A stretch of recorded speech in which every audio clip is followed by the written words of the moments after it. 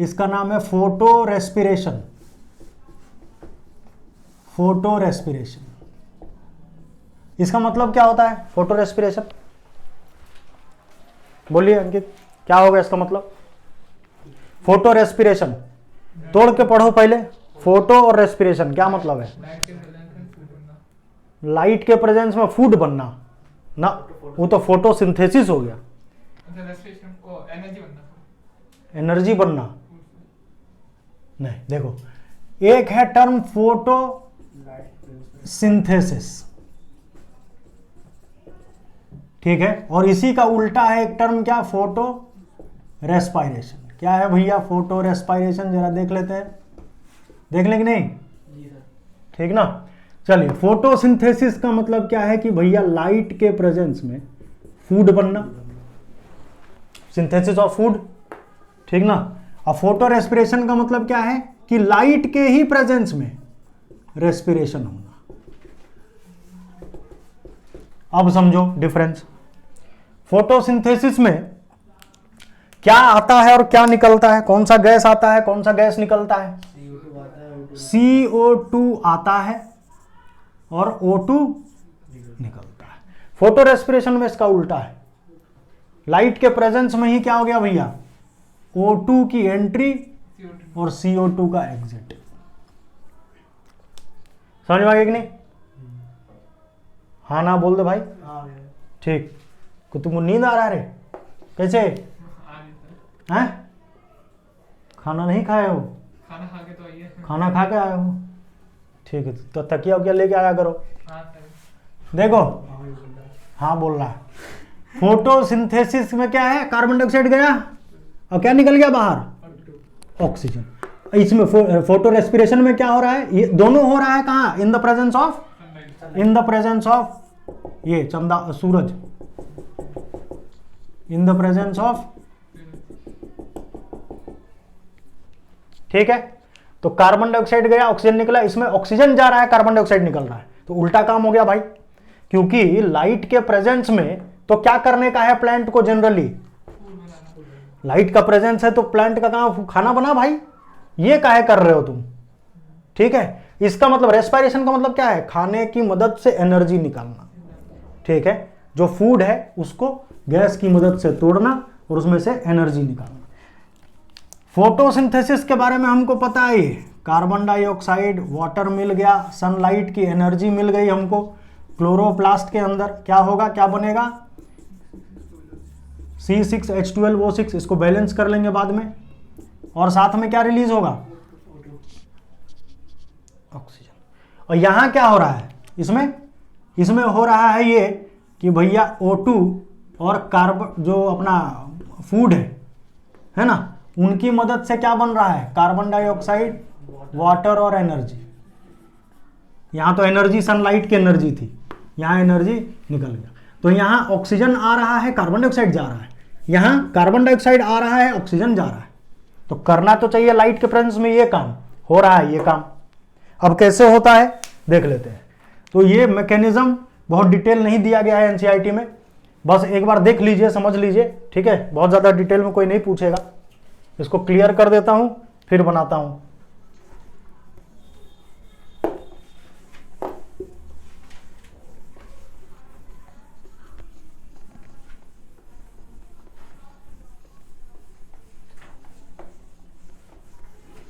चलिए, कोई मुझे C3 साइकिल समझाएगा? समझाइए, बताइए कैसे काम करता है C3 साइकिल। RuBp 5 कार्बन का कंपाउंड होता है, ठीक है। हाँ बताइए। एटमॉस्फेयर से CO2 और H2 ले लेते हैं। एटमॉस्फेयर से CO2 और H2 ले लिए, ठीक है। और उसमें रुबिस्को जो है एंजाइम काम आता है। रुबिस्को एंजाइम काम में आता है, ठीक है। तो फिर उसको 3-3 कार्बन के कंपाउंड में तोड़ देता है, PGA। ठीक है। फिर उसके बाद PGA का फुल फॉर्म क्या है? Phosphoglyceric acid. फॉस्फोग्लिसरिक एसिड, हाँ। ठीक है। 2 कंपाउंड बनते हैं फॉस्फोग्लिसरिक एसिड, कितने कार्बन के? 3-3 कार्बन के। यानी आपके अनुसार अगर मैं चलूं तो मुझे बताइएगा मैं कहां सही हूं कहां गलत, ठीक है। मान लीजिए ये C3, ये मैं एक काम करता हूं, 3 इसमें बनाता हूं ऑर्गेनेल्स, पहले मैंने बना दिया ये यहां से लेकर और यहां तक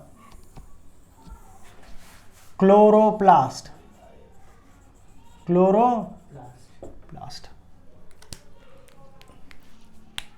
दूसरा बना दिया यहां से यहां तक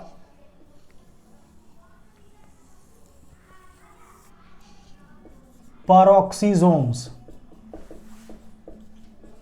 और तीसरा बना दिया यहां से यहां तक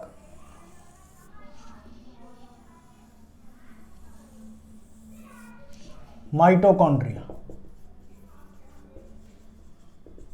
ठीक है, अब मुझे बताइए कि जो C3 चल रहा था कहां चल रहा था? क्लोरोप्लास्ट में चल रहा था। ठीक है, स्टेप बताइए। हाँ, रूबिस्को एंजाइम है। ठीक है, RUBP पूरा नाम राइबुलोज 1,5 बिसफॉस्फेट। कितने कार्बन का है? 5 कार्बन का। फिर क्या होता है?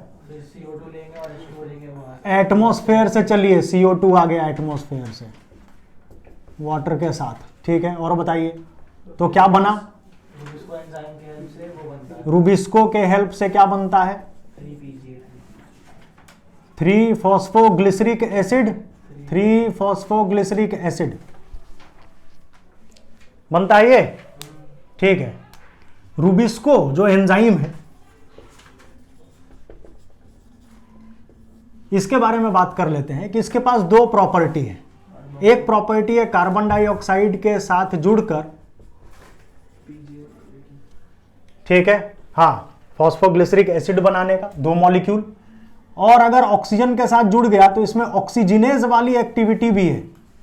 ऑक्सीजिनेज की एक्टिविटी से क्या होता है? एक फॉस्फोग्लिसरिक एसिड बनता है, दूसरा बन जाता है फॉस्फोग्लाइकोलिक एसिड। ठीक है, जरा देखते हैं, यहां कार्बन डाइऑक्साइड आया तो ये बन गया भाई।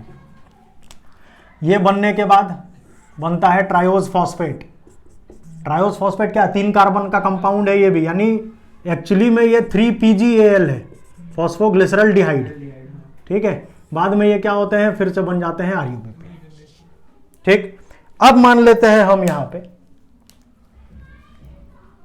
कि अगर एटमॉस्फेयर से ऑक्सीजन की एंट्री हो जाती है तो रूबिस्को का कौन सा प्रॉपर्टी जनरेट वो हो जाएगा, एक्टिवेट हो जाएगा?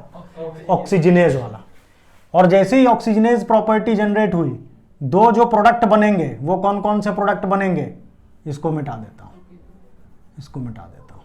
2 जो प्रोडक्ट बनेंगे वो बनेंगे, एक 2-फॉस्फो ग्लाइकोलिक एसिड,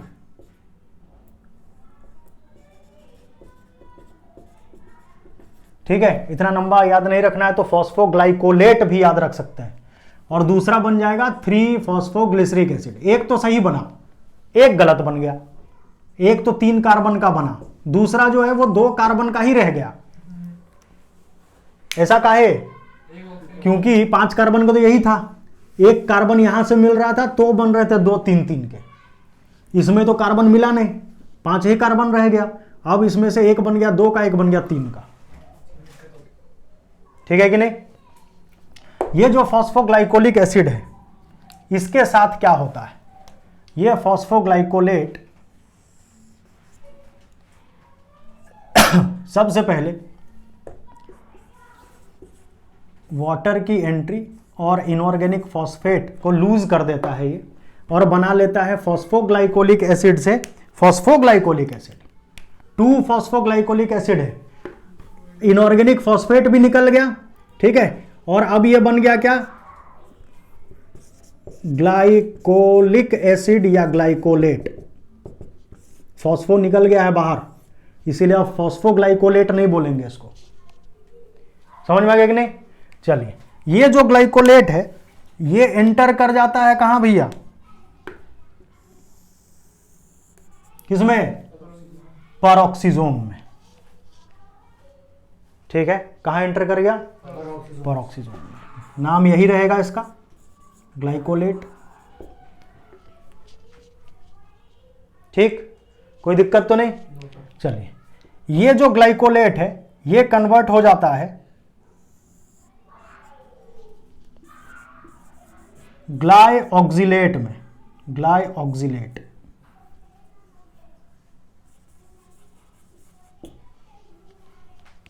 ठीक है, किसमें कन्वर्ट हो गया? ग्लाइऑक्सिलेट में, ठीक। और ग्लाइऑक्सिलेट में कैसे कन्वर्ट हुआ भैया? तो O2 की एंट्री हुई और साथ में H2O2 हाइड्रोजन पर बाहर निकल गया, ग्लाइऑक्सिलेट, ठीक। अब यह ग्लाइऑक्सिलेट कन्वर्ट हो जाता है फाइनली ग्लाइसिन में, जो कि एक अमाइनो एसिड है। क्या है भैया? Amino acid. अमाइनो एसिड, ठीक है। किसमें कन्वर्ट हो गया? ग्लाइसिन में। अब ये ग्लाइसिन जो है ये एंटर कर जाता है कहां? माइटोकॉन्ड्रिया के अंदर। ये ग्लाइसिन माइटोकॉन्ड्रिया के मैट्रिक्स में, ये बना देता हूं मैट्रिक्स, सही कि गलत? सही। ठीक। तो ये ग्लाइसिन जो है ये कन्वर्ट हो जाता है फाइनली सेरिन में। एक और अमाइनो एसिड है भैया, ये भी अमाइनो एसिड। और अमाइनो एसिड में कन्वर्ट कैसे होता है? तो भैया यहां पे NAD+ कन्वर्ट हो जाता है NADH2 में, यानी एनर्जी नहीं निकल रहा है यहां पे। एक कार्बन डाइऑक्साइड का लॉस होता है और एक अमोनिया, अमीन ग्रुप, ये बाहर निकल जाता है।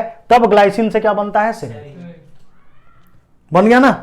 अब ये सेरिन जो है भैया ये वापस एंट्री कर लेता है कहां? पेरोक्सीजोम। सेरिन कहां आ गया? पेरोक्सीजोम में, ठीक है। अब ये सेरिन कन्वर्ट हो जाता है हाइड्रोक्सी पाइरूवेट में। सिर्फ समझने का है, इसको नीट से कोई मतलब नहीं है, ठीक है ना। बस ये बता रहा हूं आपको कि कहां कहां होता है भैया, कौन से 3 पार्ट हैं जो इन्वॉल्व होते हैं फोटो रेस्पिरेशन में, ठीक है। ये नीट में भी नहीं पूछा जाएगा आपसे, ठीक है। ये डिटेल में पढ़ना है बाद में। चलिए, तो हाइड्रोक्सी पाइरूवेट के बारे में बात करते हैं। हाइड्रोक्सी पाइरूवेट बन गया यहां सेरिन से, और ये हाइड्रोक्सी पाइरूवेट कन्वर्ट हो जाएगा ग्लिसरेट में। किसमें कन्वर्ट हो गया? ग्लिसरेट या ग्लिसरिक एसिड।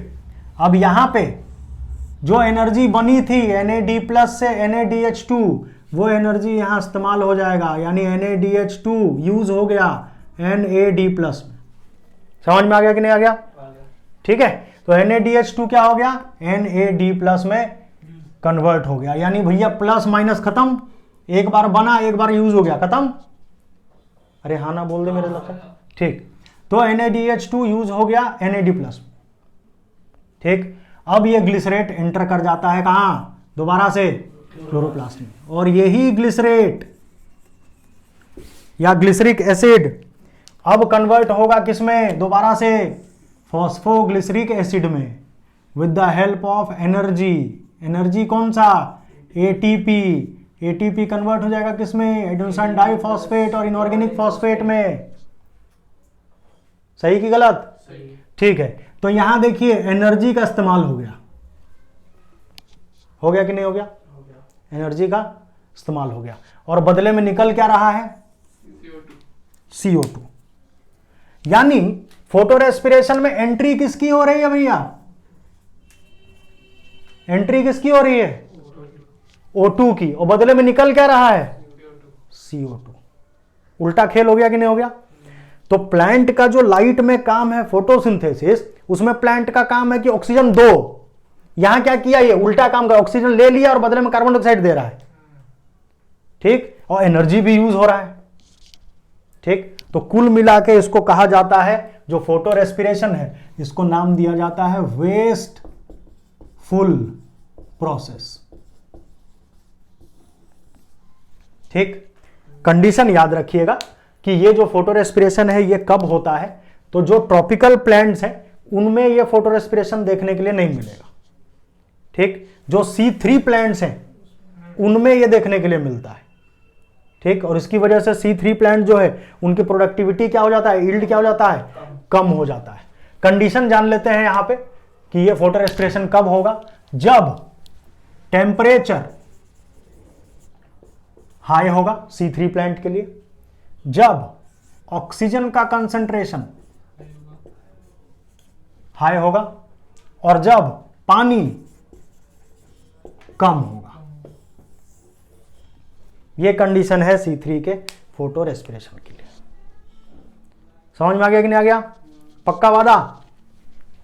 ठीक, तो ये है फोटो रेस्पिरेशन। इसका स्टेप याद नहीं रखना है आपको, कहां होता है बस ये याद रखेंगे, किसके बदले क्या निकल रहा है वो याद रखेंगे, ठीक है। अमाइनो एसिड कौन कौन सा बन रहा है 2 जगह वो याद रखेंगे, ठीक है। और ये जो ग्लिसरेट है दोबारा से फिर क्या बन जाता है, फॉस्फोग्लिसरिक एसिड, और इसको बनाने के लिए एनर्जी लगाना पड़ता है, ठीक। तो एनर्जी भी लगा दिए, ठीक है, कार्बन डाइऑक्साइड भी निकल गया, ऑक्सीजन की एंट्री हो गई, ठीक है, तब जाके ये फॉस्फोग्लिसरिक एसिड में कन्वर्ट हो पाया, नहीं तो नॉर्मली नहीं हो रहा था। नॉर्मली किस में हो गया था भैया, 2-फॉस्फोग्लाइकोलिक एसिड में कन्वर्ट हो गया था, ठीक है कि नहीं? समझ में आ गया? ठीक, इसको क्लियर कर दें।